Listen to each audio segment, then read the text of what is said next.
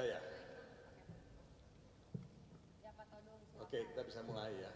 Teman-teman sekalian, ini hari kedua ya, sidang di Mahkamah Konstitusi. Pada hari ini kami sudah mendengarkan ya, pihak KPU sebagai termohon, kemudian juga Paslon 02 sebagai pihak terkait, dan juga dari pihak Bawaslu.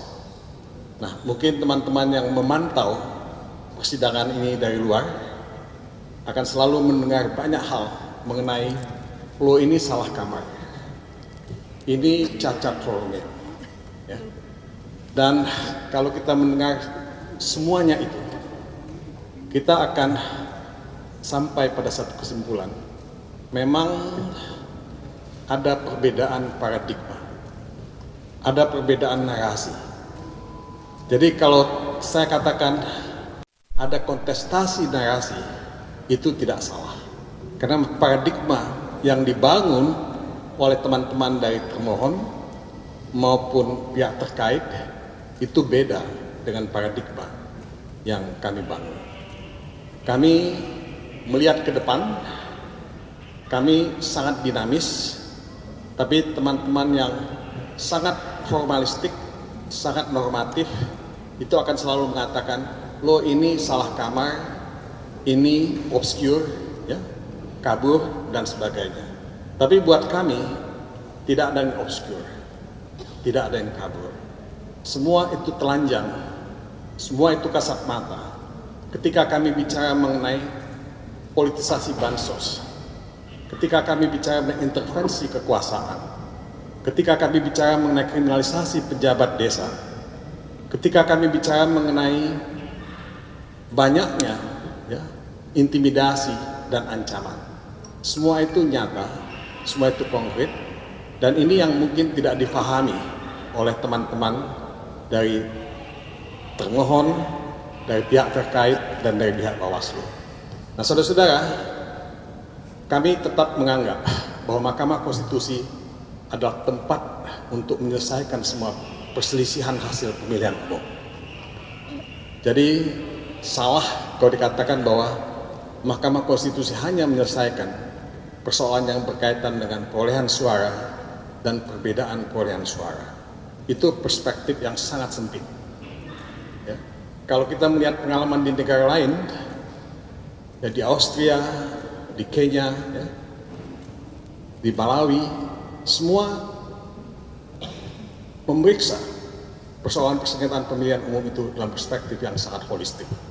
Jadi saudara-saudara, kalau saudara juga membaca pasal 22E Undang-Undang Dasar 45, kalau saudara juga membaca pasal 24C Undang-Undang Dasar 45, tidak ada kesimpulan yang bisa diambil bahwa Mahkamah Konstitusi lah tempat untuk menyelesaikan semua persoalan pemilihan umum, bukan saja mengenai perolehan suara, tapi juga mengenai pelanggaran yang disebut terstruktur, sistematik, dan masif.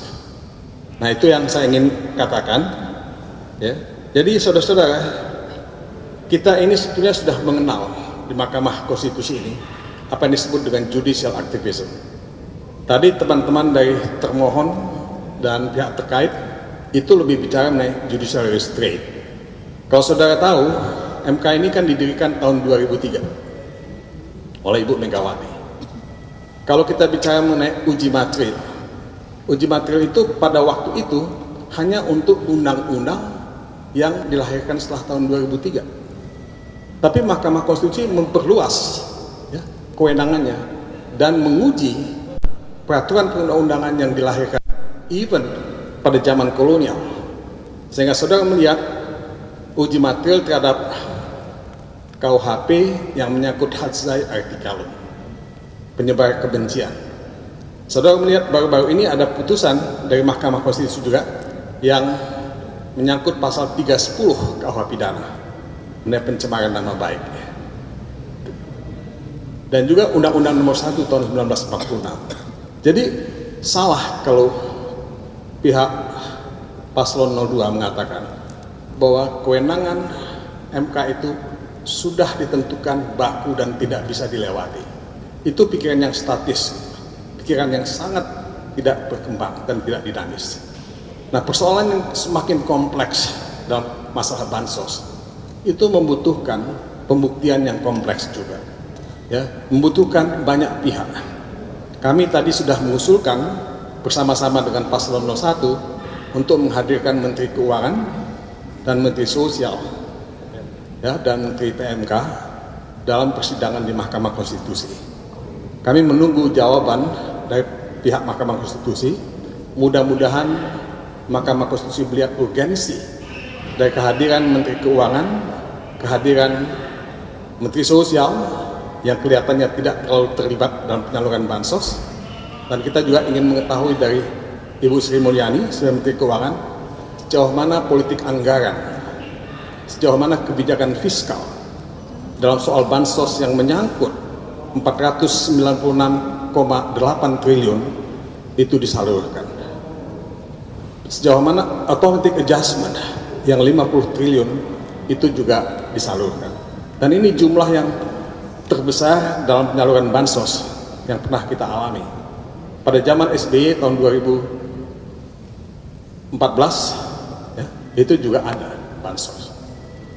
Kalau kita melihat di Thailand juga ada bansos, di Filipina juga ada bansos.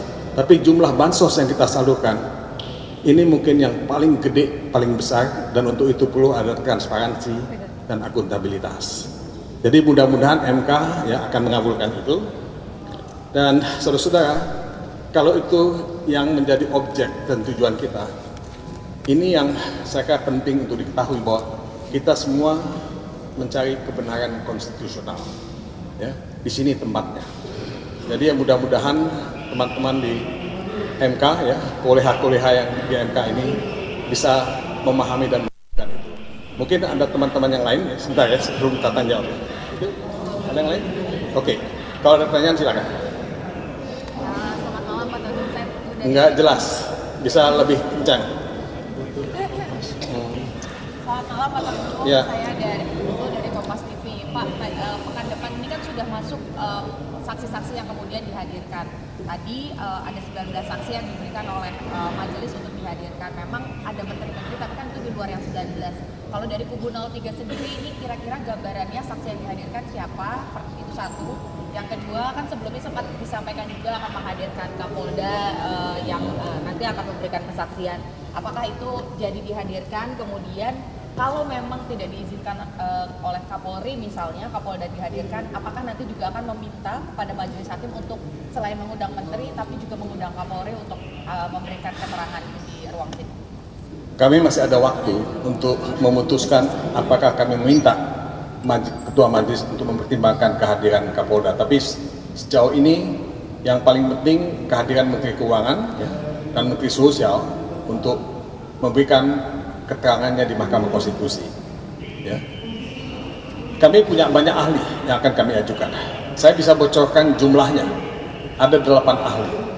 Ada ahli tata negara, ada ahli psikologi politik, sosiologi politik, komunikasi politik, ada ekonom juga, ekonom pertanian yang tahu mengenai bansos, dan juga ahli IT.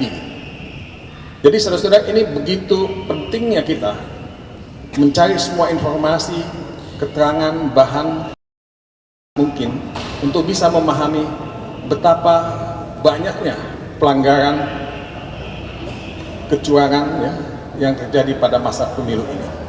Bukan pada saat pencoblosan tanggal 14 Februari, tapi jauh sebelum itu. Itu yang kami sebut sebagai nepotisme yang melahirkan abuse of power terkoordinasi, coordinated abuse of power. Nah, saudara-saudara, sekali lagi saya ingin mengatakan, this is the moment of truth. This is the test of history, ujian sejarah, ya. The moment of truth untuk kita semua, untuk kalian, untuk anak-anak kalian, untuk cucu kalian, dan untuk Indonesia yang lebih baik. Oke ya. Satu lagi, berarti kalau itu kan dari unsur ahli ya Pak, tapi kalau dari unsur saksi kira-kira dari elemen apa aja ya Pak? Terima kasih. Ya, saksi itu kan Anda tahu jelas apa definisinya. Mereka yang menyaksikan, ya, melihat, mereka yang merasakan, mereka yang mendengar, mereka yang ada di situ, ya. Jadi mereka yang betul-betul ada di lapangan. Jadi ya, itu the first hand information. Oke ya, terima kasih teman-teman ya. Terima kasih.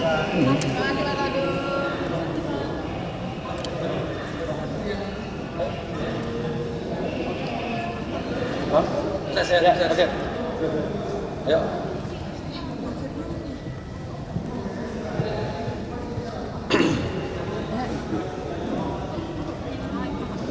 Baik, terima kasih.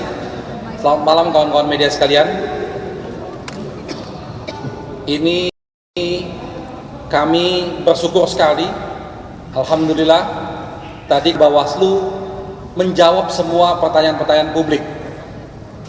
Pertama, kami bersyukur sekali bahwa Bawaslu mengakui.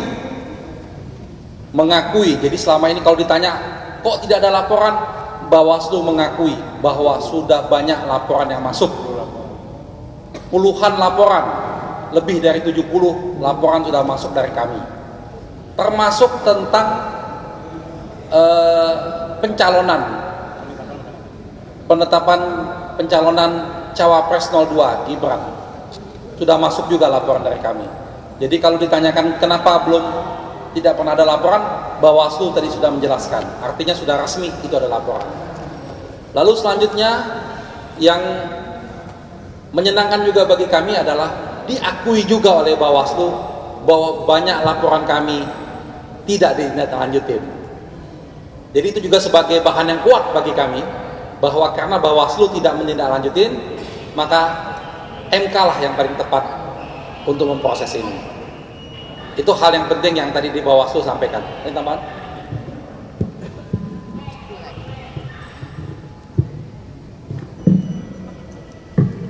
Ya, tadi kami menyimak apa yang disampaikan oleh Bawaslu. Hampir sebagian besar laporan-laporan itu adalah berupa tindakan yang dilakukan oleh pasangan calon nomor urut 2. Laporan-laporan itu ya, ditujukan kepada hanya salah satu pasangan calon, sebagian besar. Ketika ada laporan pembagian susu yang kasat mata, kemudian kesimpulannya tidak terpenuhi. Ketika ada laporan pengumpulan kepala desa, kesimpulannya tidak memenuhi. Laporan-laporan itu mengkonfirmasi bahwa ada ketidakindependenan dari Badan Pengawas Pemilu. Jadi Bawaslu seolah-olah seperti menjadi benteng untuk melindungi pelanggaran-pelanggaran yang terjadi. Jadi kalau kami bercanda dengan Mas Ari, tidak hukum tanpa pengecualian. Rupanya hukum itu pengecualian untuk pelaku-pelaku pelanggaran itu. Sehingga tidak salah kami datang ke Mahkamah Konstitusi untuk mendapatkan keadilan dan kepastian hukum. Kecurangan itu terekam, ya, secara jejak elektroniknya juga ada, tapi di tangan Bawaslu itu bukan suatu pelanggaran. Dari sisi itu kami sedih. Hukum menjadi alat pembenaran. Nah, oleh karena itu pun kalau soal bansos yang disalahgunakan seperti itu dilapor ke Bawaslu pun hasilnya setali 3 uang. Makanya kami berharap ya, di persidangan sengketa hasil ini dengan argumentasi pelanggaran-pelanggaran yang jelas, bukti-bukti yang jelas, Mahkamah menilai dan menimbang dan di akhirnya nanti mendapatkan putusan yang seadil-adilnya. Oke. Kalau ada pertanyaan boleh. Saya Pak, Ya. Pak Yunus dulu deh yang depan. Sebelumnya kan sudah paslon THN sudah. Iya, saya Amel Pak dari Tempo, mau bertanya sedikit. Sebelumnya THN mengungkapkan bahwa ingin mengajak Bu Sri Mulyani dan Bu Risma sebagai saksi. Nah, sekarang kan bertambah jadi 4, ada Menteri Perdagangan dan Menko Perekonomian. Mungkin bisa dielaborasi apa alasannya mengapa kok bertambah jadi 4? Terima kasih. Ya, terima kasih. Jadi kami secara resmi sudah memasukkan surat untuk minta Mahkamah Konstitusi mendengarkan keterangan, memanggil lalu mendengar keterangan dari 4 menteri ini. Kenapa pentingnya 4 menteri ini? Karena 4 menteri ini mengetahui langsung tentang hal-hal yang terkait dengan apa yang kami uraikan di permohonan kami. Misalnya pertama, Menteri Keuangan. Di situ kami ingin menanyakan dan mungkin nanti melalui Mahkamah Konstitusi tentang anggaran bansos ini. Bagaimana bansos ini bisa melonjak di 2024, itu anggarannya dari mana? Apakah memang sudah disiapkan? Apa sudah diplanningkan? Karena tidak ada kejadian yang penting di 2024 ini. Kalau dulu di 2020 ada COVID, 2024 ini tidak ada apa-apa. Tapi naiknya luar biasa tingginya. Itu yang kita mau tanyakan. Kaitan dengan Menteri Sosial, kaitan dengan penyalurannya, perencanaan bansosnya. Apakah bansos itu sudah tepat guna? Kita semua setuju bahwa bansos itu penting. Tapi kita tidak setuju kalau bansos itu dipolitisasi. Sehingga orang yang menerima tidak berhak menerimanya hanya karena untuk ingin menaikkan suara paslon tertentu. Lalu yang ketiga, Menteri Perdagangan. Kita tahu bagaimana banyak sekali laporan kami tentang Menteri Perdagangan yang menggunakan fasilitas negara, terang-terangan mengatakan bahwa ini bantuan dari Jokowi. Terima kasih kepada Jokowi, kita harus dukung 02 segala macam. Itu sudah kami laporkan juga ke Bawaslu. Lalu terakhir tentang Menteri Airlangga. Ini juga hal yang sama seperti dengan yang dilakukan oleh Menteri Perdagangan Zulkifli Hasan. Itulah yang kami minta melalui Mahkamah Konstitusi, semoga dapat dikabulkan. Tadi juga pihak 03 mendukung argumen kami. Karena kenapa ini penting? Karena inilah nanti mengungkap semua tabir-tabir. Kalau tadi ditanyakan kenapa tidak kita yang menghadirkan, nah, kita tidak punya kemampuan menghadirkan mereka. Ya, kecuali kalau nanti kita sudah jadi presiden, bisa kita hadir mereka. Ya, ya apa? Ya, penegasan aja soal pekan depan agendanya kan saksi dan ahli. Nah, dari kubu 01 ini sudah bisa dibocorkan itu dari elemen apa saja, misalnya baik itu saksi ataupun juga ahli, apakah ada tokoh atau nama penting yang akan hadir. Kemudian tadi di pernyataan dari Bawaslu ini memang banyak laporannya, tapi banyak juga yang tidak bisa ditindaklanjuti karena ada kekurangan alat bukti ataupun juga ada kekurangan lain pada saat prosesnya begitu. Nah, apakah 01 ini menjamin bahwa yang kemudian sudah dilaporkan tidak bisa ditindaklanjuti di Bawaslu itu bukti-buktinya bisa dihadirkan di ruang sidang di MK ini? Terima kasih. Iya, yang terakhir dulu. Oke. Kalau bukti-bukti laporan ada. Jadi bukti-bukti laporan kami ke Bawaslu ada dan sudah masuk di dalam bukti surat. Itu terkonfirmasi dan sudah disahkan pada sidang pertama. Jadi kami tidak omong kosong, tidak nembak angin. Jadi apa yang peristiwa-peristiwa pelanggaran yang dihadapi pasangan calon 01 ini, ketika ada pelanggaran lapor dan laporan itu masuk peti es. Kita jadikan bukti sudah. Kemudian untuk pembuktian kami sudah siapkan saksi fakta ya untuk menguraikan menjelaskan fakta-fakta tentang adanya pelanggaran dan kecurangan. Kemudian juga saksi ahli, kemudian juga ahli. Ahli itu kriterianya saja ya. Kalau sosoknya nanti Senin baru bisa kita sampaikan mengenai penyelenggaraan pemilu. Kemudian hukum administrasi, kemudian IT, kemudian mengenai politik anggaran, pidana pemilu. Nah, kemudian nanti ahli-ahli inilah yang akan menerangkan bagaimana dari sisi keilmuannya, apakah itu merupakan suatu pelanggaran atau tidak, kita serahkan kepada majelis hakim. Tapi yang jelas dari sisi yang ideal, ketika politik anggaran itu pengaruhnya apa ketika disalurkan atau digelontorkan tidak sesuai dengan mekanisme, tidak sesuai dengan kewenangan yang mencairkan, dan tidak sesuai dengan waktu pencairannya. Gitu. Mengenai jumlah, sabar nanti Senin akan kita publikasikan. Silakan yang lain, Pak. Ya, saya Singgih dari Kompas.com. Salah satu yang jadi sorotan kan netralitas ASN. Apa ada kemungkinan dari tim Anies Mohaimin ini mengusulkan agar kementerian terkait itu dipanggil juga, kayak misalnya Menpan RB dan Kementerian Dalam Negeri, kan PJ Gubernur juga menjadi sorotan netralitasnya. Kemudian juga soal netralitas aparat kepolisian gitu. Apakah Kapolri akan diminta dipanggil seperti apa? Ya. Jadi yang kami ajukan tadi 4 nama tadi, yang lain belum kami ajukan. Tetapi jika majelis mahkamah berpendapat ada yang lain-lain yang perlu dihadirkan, kami dengan senang hati untuk menerima. Karena dalam argumen-argumen kami lebih banyak kepada 4 menteri tadi.